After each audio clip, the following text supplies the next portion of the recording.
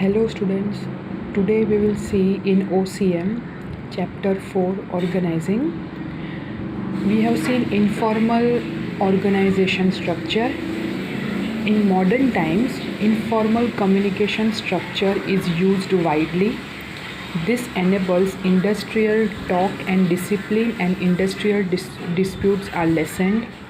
Hence this structure is more popular. Informal organization structure है वो modern time में बहुत ही ज़्यादा यूज़ होता है क्योंकि इसमें डिस्प्यूट्स होने के चांसेस बहुत कम है और इंडस्ट्री मतलब रिलेशनशिप्स मेंटेन अच्छे होते हैं और डिस्प्यूट्स कम हो जाते हैं और इसलिए ये स्ट्रक्चर ज़्यादा पॉपुलर है।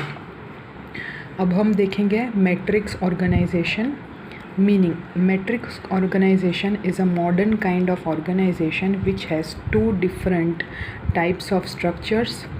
One is the simple kind of structure which forms the part of decision making, and the second one is the technical problems solution based which is called project structure. Matrix organization में ये बहुत ही modern kind of organization है। इसके दो types हैं structure के, एक तो सिंपल काइंड ऑफ स्ट्रक्चर है और दूसरा प्रोजेक्ट स्ट्रक्चर है। सिंपल काइंड ऑफ स्ट्रक्चर में डिसीजन मेकिंग के लिए यूज़ होता है और दूसरा जो है वो टेक्निकल प्रॉब्लम सॉल्व करने के लिए होता है, उसको बोलते हैं project structure. The combination of both this results in matrix organization, ये दोनों का कॉम्बिनेशन है that is called matrix form of organisation. Is आएगा यहाँ पे, not in. Hence matrix organization is a modern organization type which is involving work based and project based peculiarities. matrix organization में दोनों तरह के काम के बेसिस पर स्ट्रक्चर फॉर्म किए जाते हैं। एक तो वर्क बेस्ड होता है और दूसरा प्रोजेक्ट बेस्ड होता है। In this type of organization the specialized work needs are given benefits. At the same time, project management benefits are also obtained. It is multi-phase structure. इसमें वर्क फेज बेनिफिट्स भी दिए जाते हैं। उसके उपरांत अगर आप कोई प्रोजेक्ट में भी इन्वॉल्व हो तो वो प्रोजेक्ट रिलेटेड बेनिफिट्स भी आपको मिलते हैं, इसलिए उसको बोलते हैं multi phased structure.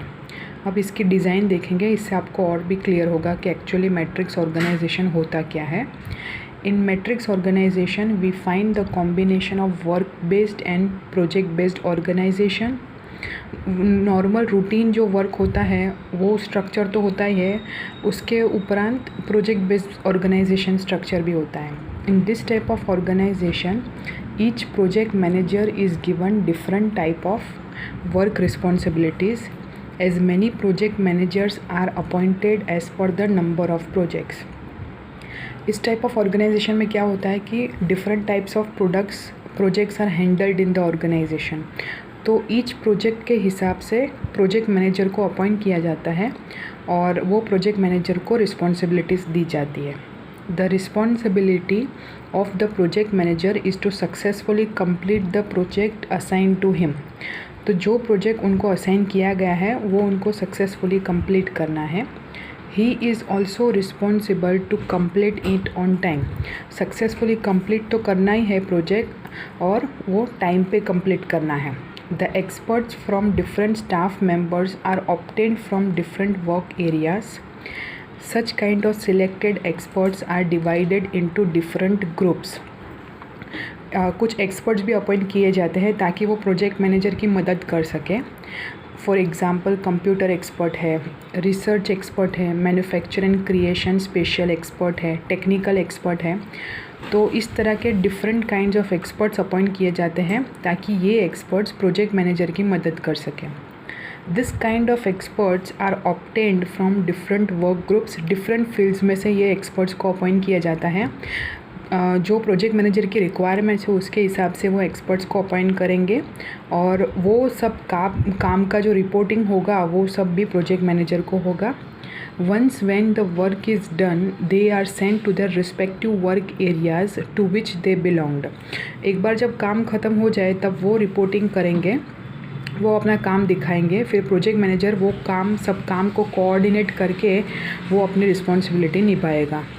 The matrix organization structure can be drawn in the following manner. तो इस तरह से मैट्रिक्स ऑर्गेनाइजेशन ड्रॉ करेंगे। पहले जो है जनरल मैनेजर, जो रूटीन वर्क के लिए हम अपॉइंट करते हैं वो वाला मैनेजर, और दूसरा जो है वो होता है प्रोजेक्ट मैनेजर, जो प्रोजेक्ट के लिए अपॉइंट करते हैं। तो जनरल मैनेजर जो रूटीन डेली एक्टिविटीज़ ऑर्गेनाइजेशन में कंडक्ट होती है उसके लिए अपॉइंट करते हैं। तो वो डेली एक्टिविटीज़ है production, purchase, engineering, research and development. वो सारा काम तो करना ही है। उसके उपरांत प्रोजेक्ट मैनेजर प्रोजेक्ट नंबर 1 का मैनेजर है, प्रोजेक्ट नंबर 2 का है, प्रोजेक्ट नंबर 3 का है। हर एक प्रोजेक्ट में ये सारी एक्टिविटीज़ तो होगी, पर वो स्पेसिफिक टास्क के लिए होगा, स्पेसिफिक प्रोजेक्ट के लिए होगा। और ये क्या होगा, प्रोजेक्ट के सिवाय की जो एक्टिविटीज़ है, जो रूटीन में चलती है हमारी एक्टिविटीज़, उसके लिए होगा। ठीक है, तो ये प्रोजेक्ट नंबर 1 का प्रोडक्शन ये देखेगा, प्रोजेक्ट नंबर 1 का परचेज़ यहाँ पे होगा, प्रोजेक्ट नंबर 1 का इंजीनियरिंग यहाँ पे होगा, और प्रोजेक्ट नंबर 1 से रिलेटेड सारे रिसर्च एंड डेवलपमेंट के खर्चे भी यहाँ होंगे। ठीक है, सो जनरल मैनेजर वो ओवरऑल एक्टिविटीज़ देखेगा और project manager activities related to that project देखेगा। From the above diagram, it is clear that in matrix organization, the flow of authorities is double fold. ठीक है, तो दोनों की एक्टिविटीज़ संभालनी होती है। जनरल मैनेजर को अगर कोई यहाँ से प्रोडक्शन लेना है तो कोऑर्डिनेट करना पड़ेगा। ठीक है, ताकि ओवरऑल प्रोडक्शन है वो मिल सके। तो फ्लो ऑफ अथॉरिटीज़ जो होती है वो डबल फोल्ड होती है। डबल फोल्ड क्योंकि जनरली तो सब मैनेज करना होता है, उसके उपरांत प्रोजेक्ट का भी देखना होता है। For example, the general manager from upper level passes on the project heads to lower level in linear manner. ठीक है, ये सारे ऑर्डर्स और इंस्ट्रक्शंस प्रोजेक्ट मैनेजर को देगा और ये अपना काम कंप्लीट करके जनरल मैनेजर को देगा। ठीक है, it is also mentioned here that all the project heads function independently. सारे प्रोजेक्ट हेड्स को अपने प्रोजेक्ट में इंडिपेंडेंटली काम करना है। They obtain experts needed by them from different work groups और एरियाज़। ठीक है, वो अपने डिफरेंट वर्क ग्रुप्स और एरिया से एक्सपर्ट्स को अपॉइंट करते हैं और उनसे काम लेते हैं। This type of organisation is favourable where it is necessary to combine technology with functions. ये टाइप ऑफ स्ट्रक्चर कहाँ काम लगेगा, जहाँ बहुत प्रोजेक्ट्स लिए जाते हैं और जहाँ फंक्शंस के साथ टेक्नोलॉजी भी बहुत एडवांस होती है, उन दोनों को कंबाइन करके काम चलाना होता है। तो ये था टाइप्स ऑफ ऑर्गेनाइजेशन। उसमें आपने आज लास्ट वाला देखा मैट्रिक्स ऑर्गेनाइजेशन। आगे हम देखा था linear form of organization, then functional organization, formal organization, informal organization, और ये लास्ट वाला था दैट इज़ मैट्रिक्स ऑर्गेनाइजेशन। आज हम देखेंगे डिसेंट्रलाइजेशन का concept. When we study organizational structures the following points emerge. Some business units are such when authorities centralize at top level only and most of the decisions are taken by top level. कुछ business units ऐसे होते हैं जहाँ पे सारी authority responsibility जो होती है, मेजर काम जो होता है ऑर्गेनाइजेशन में, वो टॉप लेवल पर होता है। In some business organizations, the decision making is done by all the levels and the certain kind of decisions are taken as per the requirement of the work needed. और कुछ organisation में ऐसा होता है कि सारे लेवल्स पर, यानी कि टॉप, मिडल, बॉटम लेवल, सभी लेवल्स पर डिसीशंस लिए जाते हैं, और कुछ डिसीशंस जब ज़रूरत पड़े, जब वर्क रिक्वायर्ड हो, तब लिए जाते हैं। In the first type of organization, that is linear form of organization, all the power rests on the upper level only and so it is called centralized structure. Centralized मतलब क्या कि सब जो काम है वो एक जगह इकट्ठा हो जाए, that is at the top level. But in the second type, all the powers are distributed and all the levels have specific powers and so are called decentralization of authority. और functional level में क्या था कि functions के basis पर हमें decisions लेने पड़ते थे और काम भी करना पड़ता था, इसलिए सारे लेवल्स पर काम होता था और डिसीशंस लिए जाते थे, इसलिए उसको बोलते हैं डिसेंट्रलाइजेशन। तो दो कंसेप्ट को समझना बहुत ज़रूरी है, एक तो सेंट्रलाइजेशन और डिसेंट्रलाइजेशन। सेंट्रलाइजेशन मतलब क्या, सब कुछ एक ही जगह इकट्ठा किया जाता है, और डिसेंट्रलाइजेशन मतलब क्या, सब कुछ बांटा जाता है, डिस्ट्रीब्यूट किया जाता है। ठीक है, तो कंसेप्ट हम समझेंगे। The thought of decentralization is very important from the view point of authority responsibility. The administrators have to themselves decide whether to have a centralized or decentralized power in the organization. Small-sized organization can have centralized powers and the large-sized organizations can have decentralized forms. This can bring success to the organization. अभी क्या होगा, जो company का management होगा वो ही नक्की करेगा कि सेंट्रलाइज स्ट्रक्चर रखना है या फिर डिसेंट्रलाइज स्ट्रक्चर रखना है. ठीक है, अगर सेंट्रलाइज स्ट्रक्चर रखना है तो वो स्मॉल साइज़ बिजनेस में काम आएगा, क्योंकि काम जो होता है वो लिमिटेड होता है, इसलिए हमें सेंट्रलाइज स्ट्रक्चर ज़्यादा बेनिफिशियल रहेगा. और अगर लार्ज साइज ऑर्गेनाइजेशन है तो काम बहुत ज़्यादा होता है, तो वहाँ पे थोड़ी ऑथोरिटी रिस्पॉन्सिबिलिटी को डिस्ट्रीब्यूट करना पड़ेगा, इसलिए डिसेंट्रलाइज्ड फॉर्म ऑफ स्ट्रक्चर वहाँ सूटेबल होगा.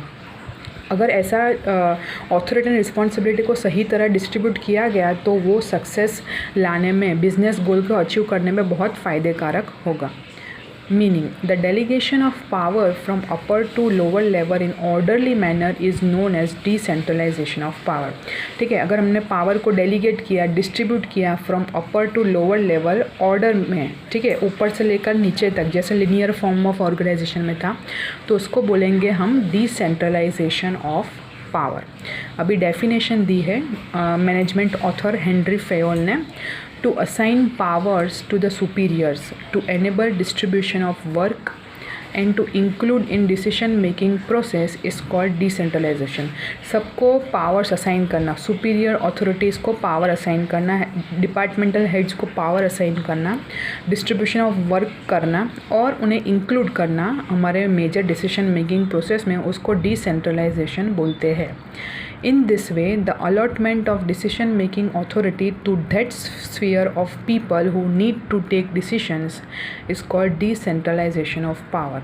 It does not mean that all the powers are given by the upper level administrators to the lower level, but most of the powers are given is called decentralization of power. तो decentralization of power का मतलब क्या है कि हम कुछ powers जो मतलब हमें दूसरों के साथ काम करवाना है, निचले लेवल के पीपल के साथ काम करवाना है, उसके रिलेटेड डिसीशंस जो होंगे उसकी अथॉरिटी हम किसको देंगे, उनको देंगे. तो अगर ऐसा होता है ऑर्गेनाइजेशन में तो उसको बोलेंगे डिसेंट्रलाइजेशन ऑफ पावर. अब हम देखेंगे उसका importance. The success of management depends on the proper distribution of authority and responsibility. In centralization of power the hierarchy, non scientifically taken decisions, non cooperation, lack of specialization and more workload etcetera can be seen. Centralization मतलब क्या है कि सब कुछ एक जगह इकट्ठा हो जाता है. टॉप लेवल पे बहुत ही ज़्यादा काम होता है और बॉटम लेवल पे कुछ भी काम नहीं होता. इसलिए नॉन साइंटिफिकली एक्सपर्ट्स की मदद नहीं ली जाती. जो एक आदमी को आता है वो अपने हिसाब से डिसीशंस लेता है. स्पेशलाइजेशन ऐसा ज़रूरी नहीं है कि एक आदमी को सब में स्पेशलाइजेशन हो, तो लैक ऑफ स्पेशलाइजेशन होगा. कोऑपरेशन नहीं होगा क्योंकि वो किसी की मदद नहीं लेना चाहता और वर्कलोड बहुत बढ़ जाएगा. तो ये सब देखने को मिलता है सेंट्रलाइजेशन ऑफ पावर में. Hence the idea of decentralization is becoming popular in the modern times in the business unit. Decentralization of power in majority of cases देखने को मिलता है. ठीक है, तो ये सारे लिमिटेशंस की वजह से, लिमिटेशंस किसके हैं, सेंट्रलाइजेशन ऑफ पावर. तो ये लिमिटेशंस को ओवरकम करने के लिए डिसेंट्रलाइजेशन का उपयोग किया जाता है. और मॉडर्न टाइम्स में, अभी करंट ज़माने में ये डिसेंट्रलाइजेशन बहुत देखने को मिलता है. तो उसके इम्पोर्टेंस क्यों है वो हम देखेंगे. Quick decisions. In the decentralization, the person who has to take the decisions in that work or activity is completely involved and has the power to take the decisions, and hence the decisions are taken quickly and effectively.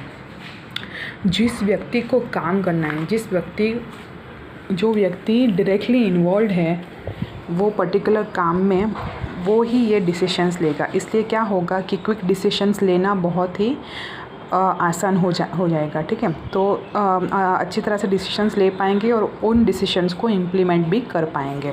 ठीक है, दूसरा importance क्या है, less workload on top level. The top level is the level where most of the policy matter related decisions are taken.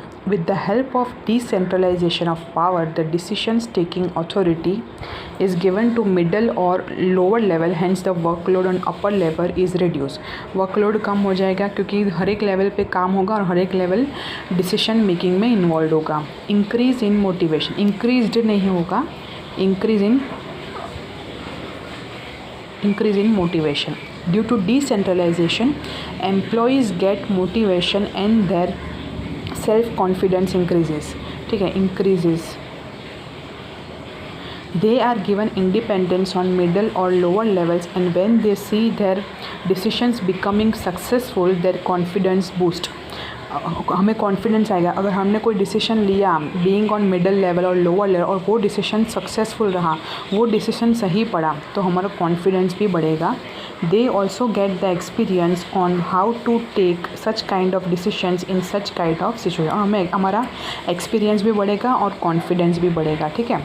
Increase in management abilities. In decentralization the middle and lower level employees take decisions as per their powers and they are given independence for the same, hence they become efficient leaders. ठीक है, हम efficient leaders भी बन पाएंगे. हम ये they develop skills to work in a coordinated manner, they develop able administrative skills and they learn to administer control. हमें skills development में भी helpful रहेगी और हम control कैसे control करना है, कैसे पैसे बचाना है, how to administer activities, कैसे सारी activities का ध्यान रखना है, किस तरह के decisions लेने हैं, वो सब हम develop कर पाएंगे, हमारे skills को और sharp कर पाएंगे. Hence the employees take decisions in different circumstances and they increase their abilities. In this way the future managers emerge. उसी तरह हम मैनेजर की एबिलिटीज़ डेवलप करने लगते हैं. तो we are capable of becoming managers in future. Effective control. The managers of all the levels have enough power and so they can exercise control on the levels in which the employees commit mistakes. ठीक है, हाँ, हमारे पास powers है कि अगर कुछ काम सही तरह से नहीं हो रहा तो हम उनको गाइड कर सकें, हम अपना कंट्रोल एक्सरसाइज कर सकें एम्प्लॉयज़ पर, ताकि आगे जाकर कोई वो भूल करे तो हम उनकी भूल सुधार सकें. They can take disciplinary actions. अगर कोई पिनल एक्शंस लेनी हो तो वो भी हम ले सकें. Which becomes easy for them and hence an effective control is maintain. इसी तरह हम अपना इफेक्टिव कंट्रोल एक्सरसाइज कर पाएंगे क्योंकि हमारे पास वो सारी अथॉरिटीज़ होंगी कि अगर हमारा काम सही नहीं हो रहा तो हम एम्प्लॉयज़ को पनिश कर सकें या फिर उनको समझा सकें कि आगे से ऐसा नहीं होना चाहिए. ठीक है, तो इसलिए इफ़ेक्टिव कंट्रोल इस्टेब्लिश भी हो जाएगा.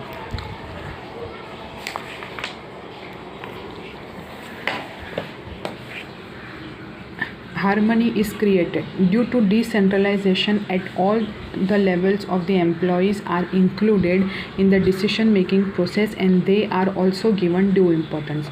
Decentralization की वजह से सारे levels जो है वो decision making process में involve होंगे, इसलिए harmony create होगी, peace and harmony create होगी और हमें work satisfaction भी मिलेगा. All the levels of officers and employees, that is the decision makers and the followers, they discuss things and then take proper decisions. ठीक है, वो सारी थिंग्स को डिस्कस करेंगे और फिर डिसीजन मेकिंग में भी इन्वॉल्व होंगे directly. In this process, one group comes in contact with the other group. In this way, an environment of harmony is created. इसलिए हम क्या करेंगे, कोऑर्डिनेशन से काम करेंगे, एक दूसरे के साथ कोऑपरेशन रखेंगे, एक ग्रुप का कांटेक्ट होगा दूसरे ग्रुप के साथ क्योंकि हमें मिलजुल कर काम करना है, तो इस तरह हारमनी क्रिएट होगी. अब इसके कुछ लिमिटेशंस हैं वो हम देखेंगे. The place where the organization is running on a very small scale and the business secrets are to be maintained with great vigilance. In this case, decentralization cannot be accepted. यहाँ पे क्या होगा, सारे decisions को share किया जाएगा तो कुछ भी सीक्रेट्स मेंटेन करना बहुत ही डिफ़िकल्ट होगा. तो जहाँ ऐसा सीक्रेट्स मेंटेन करने की ज़रूरत है, बहुत विजिलेंस के साथ यानी बहुत सावचेती के साथ, बहुत ध्यान रखकर, वहाँ ये डिसेंट्रलाइजेशन स्ट्रक्चर बहुत ही मुश्किल होगा, वो इम्प्लीमेंट नहीं किया जा सकता, वहाँ पे सेंट्रलाइजेशन ही चलेगा. Sometimes due to common policy not implemented or coordination not maintained properly, decentralization is not successful. और कभी कभार क्या होता है कि कॉमन पॉलिसी नहीं होती, किसी अथॉरिटी को दिया जाता है, किसी पावर को डिस्ट्रीब्यूट नहीं किया जाता, या कोऑर्डिनेशन प्रॉपर नहीं होता, कोऑपरेशन के साथ लोग काम नहीं करते, वहाँ ये डिसेंट्रलाइजेशन कुछ हद तक सक्सेसफुल नहीं रहता। ठीक है, तो डिसेंट्रलाइजेशन के साथ कोऑपरेशन होना चाहिए। ठीक है, कोऑर्डिनेशन प्रॉपर्ली मेंटेन करना चाहिए, सभी जगह distribution of power and responsibilities proper होनी चाहिए। ठीक है, और जहाँ स्मॉल स्केल है वहाँ तो ये चलेगा ही नहीं। लार्ज स्केल बेसिस पे जो काम करते हैं, लार्ज स्केल ऑर्गेनाइजेशंस है, वहाँ डिसेंट्रलाइजेशन स्ट्रक्चर सक्सेसफुल होने के चांसेस ज़्यादा है। ठीक है, तो आज हमने देखा मैट्रिक्स फॉर्म ऑफ ऑर्गेनाइजेशन और डिसेंट्रलाइजेशन का कंसेप्ट, मीनिंग, उसका इम्पोर्टेंस के पॉइंट्स देखे और लिमिटेशंस देखा। तो आप ये एक बार गो थ्रू कर लेना, और अगर कोई भी डाउट हो तो मुझे पूछ लेना। Thank you so much.